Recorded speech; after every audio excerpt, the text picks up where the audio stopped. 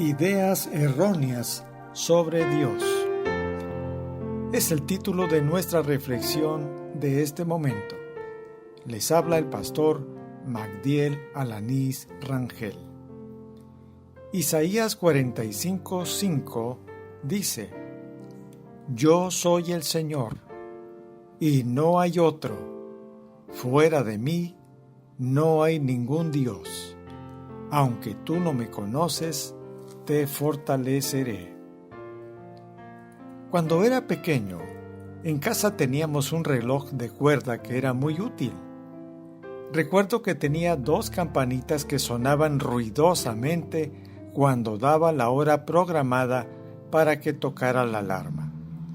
Era tal el ruido que despertabas porque despertabas. Pero previamente, en la noche, había que darle cuerda para que funcionara. Una vez que tenía cuerda, lo dejábamos y hacía su trabajo. En cierta ocasión se nos descompuso y lo llevamos con el relojero para que lo reparara. Él desarmó todo el reloj, detectó la falla y lo dejó listo. Le dio cuerda y lo dejó todo un día en su taller para comprobar que trabajaba con normalidad. Esta imagen vino a mi mente cuando reflexiono en la idea que mucha gente tiene de Dios. Muchas personas, cuando se les pregunta si creen en Dios, de inmediato dicen que sí, pero sus expresiones y especialmente las actitudes que tienen al enfrentar la vida parecen contradecirlos. He escuchado a mucha gente decir que la Biblia señala: ayúdate que yo te ayudaré. Pero eso no es cierto. En ninguna parte de la Escritura aparece esa expresión. También he escuchado a mucha gente decir: Dios está tan ocupado con asuntos más importantes en el mundo como para que se ocupe de mí. Otra frase más: las cosas no me caerán solitas del cielo. Yo soy quien tengo que trabajar por ellas. Cuando escucho esas expresiones, pienso de inmediato en que estas personas, sin saberlo, están sosteniendo ideas deístas. El deísmo, de acuerdo con la definición del escritor ecuatoriano Leonardo Gironella Mora, cuya definición viene en la página contrapeso.info, es creer que existe un Dios que creó al mundo, pero que se abstiene de intervenir en lo que ahí sucede, como un creador que ha abandonado su creación. Así como un relojero inventor que crea el reloj, le da cuerda y lo abandona. Esta es la perspectiva de muchas personas. Para ellas, Dios sí existe, pero no le interesa nada de lo que ocurre en nuestro planeta. Por lo tanto, el ser humano tiene que resolver sus asuntos.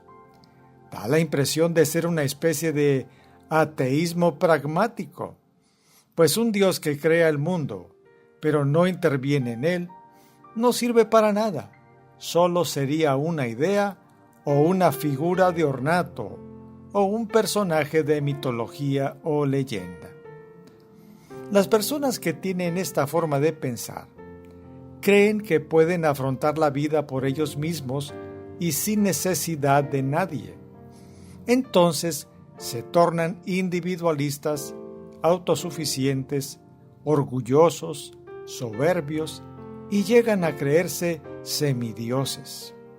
Pero, más temprano que tarde, la realidad los rebasa y caen en cuenta que son simples mortales, finitos y limitados.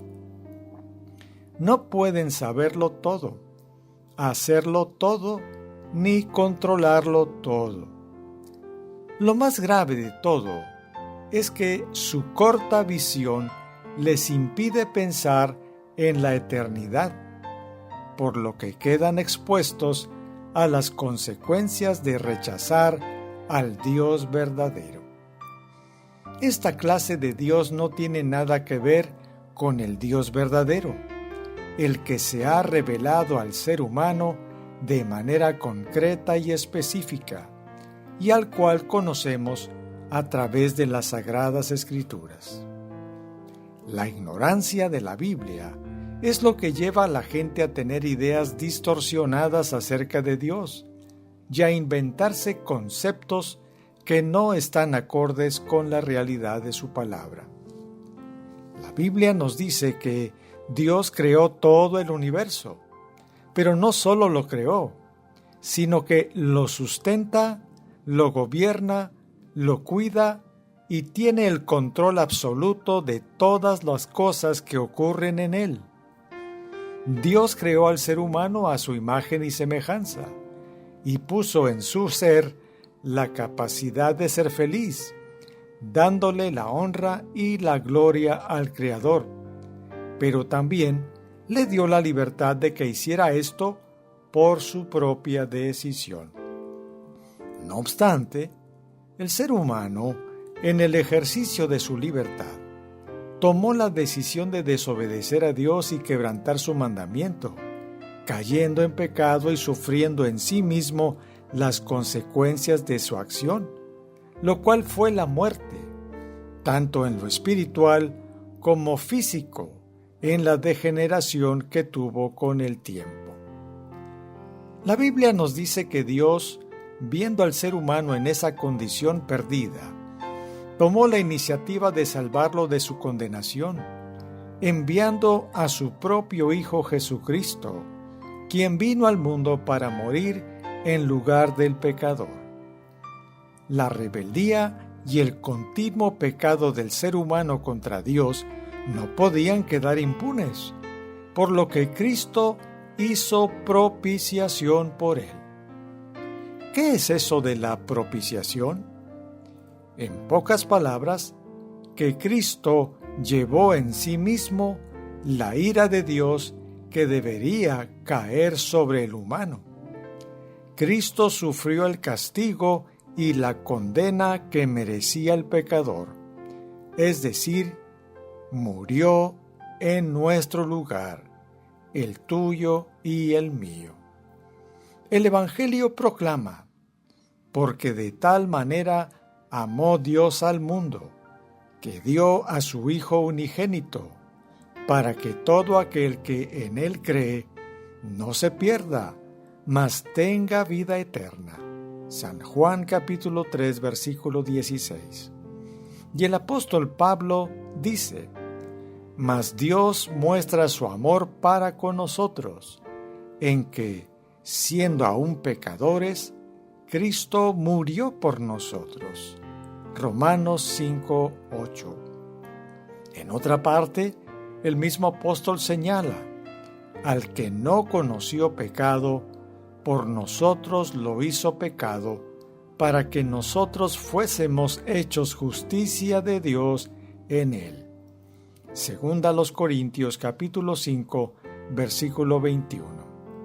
Y también expresa, allá en Gálatas capítulo 3, versículo 13, Cristo nos redimió de la maldición de la ley, hecho por nosotros maldición, porque está escrito: maldito todo el que es colgado en un madero. Así pues, el Dios verdadero, el Dios de la Biblia, es un Dios que no está ausente de la creación. Por el contrario, no solo creó el universo, sino que lo gobierna, lo sustenta y está pendiente de él.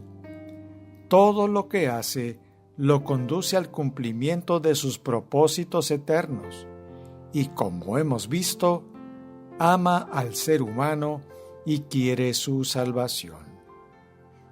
Amigo que me escuchas, ¿sabías que el Señor quiere tener una relación personal contigo y que todo lo que ha hecho es para que no te pierdas? ¿Cuál será tu respuesta a Él. Medítalo con seriedad y actúa en consecuencia. Que Dios te bendiga. Soy tu amigo el pastor Magdiel Alanís Rangel.